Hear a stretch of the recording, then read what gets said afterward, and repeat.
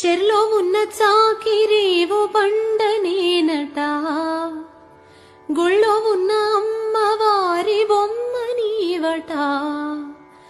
మురికిని కడిగిన మనసుని కడిగిన రెండు రాళ్ళు చేసేదొకటి పేర్లే వేరట.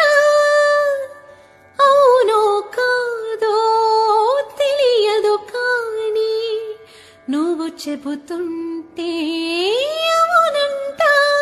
మరి అంతలోనే బొంగమూతి సంగతేంటట. నాకు తెలుసా మంచి చెడ్డ, నువ్వు చెబితే నేర్చుకుంటా.